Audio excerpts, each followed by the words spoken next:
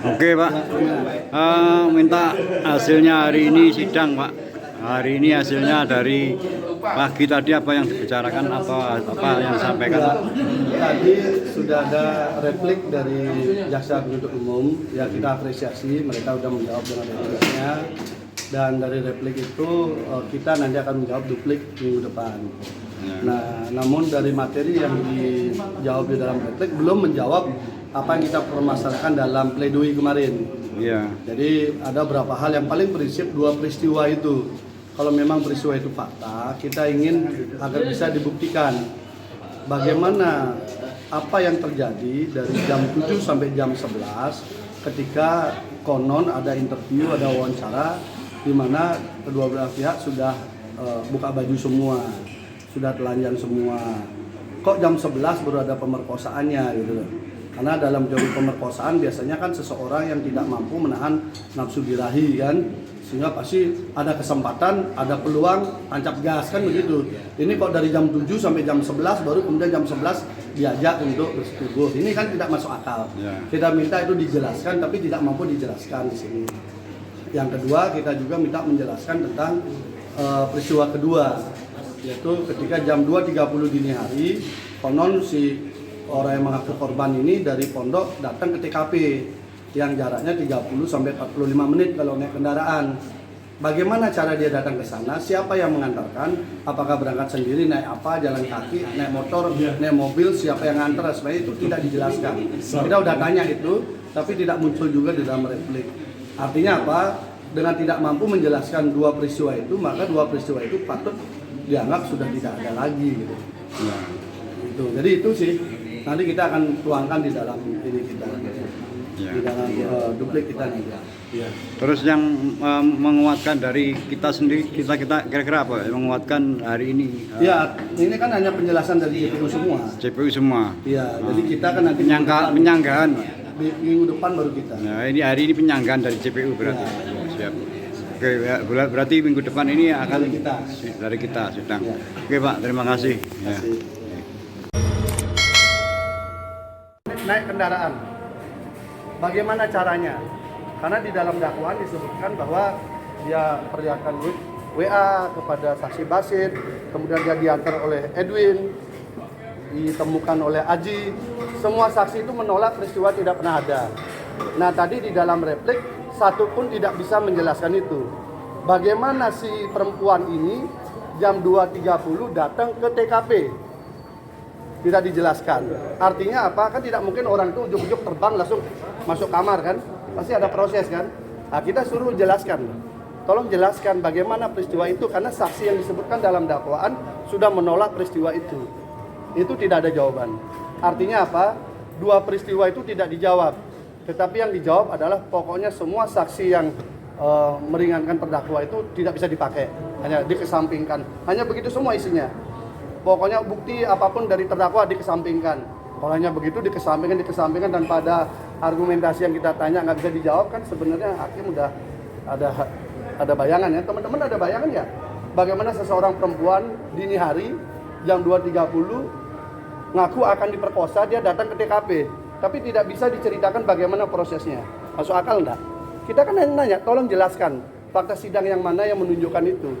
Tidak dijawab oleh JPU. Begitu juga yang tadi saya katakan, katanya jam 7 di interview sampai buka baju, jam 11 baru diajak masuk ke ruang kecil untuk diperkosa. Ada nggak pemerkosaan seperti itu? Yang saya tahu, bangunan pemerkosaan itu adalah ada nafsu birahi seseorang laki-laki yang tidak bisa dia tahan, sehingga begitu ada kesempatan maka dia akan lakukan semaksimal mungkin. Itu pemerkosaan. Tapi kalau sampai 4 jam diam sama-sama telanjang nggak ngapa-ngapain, jam 11 baru kemudian pemerkosaan terjadi, ya saya kira cerita fiksinya kurang lengkap saudaranya. Iya, ada peristiwa itu. Ya, iya enggak. Artinya menceritakan peristiwanya saja sudah nggak mampu kan?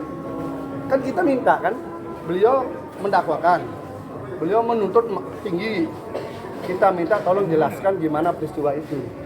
Nah, tetapi peristiwa itu kan tidak bisa dijelaskan oleh JPU. Padahal kita di pledoi kita udah minta, tolong jelaskan itu.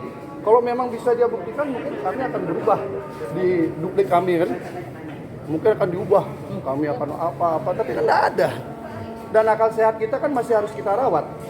Selain soal rekayasa yang kami yakini itu ada, maka akal sehat kita rawat. Jelasin dong, kalau memang bukan rekayasa, bagaimana si yang aku korban ini bisa sampai ke situ. Nah, tetapi peristiwa itu kan tidak bisa dijelaskan oleh JPU. Padahal kita di pledoi kita udah minta, tolong jelaskan itu. Kalau memang bisa dia buktikan, mungkin kami akan berubah di duplik kami kan. Mungkin akan diubah, kami akan apa-apa, tapi kan tidak ada. Dan akal sehat kita kan masih harus kita rawat.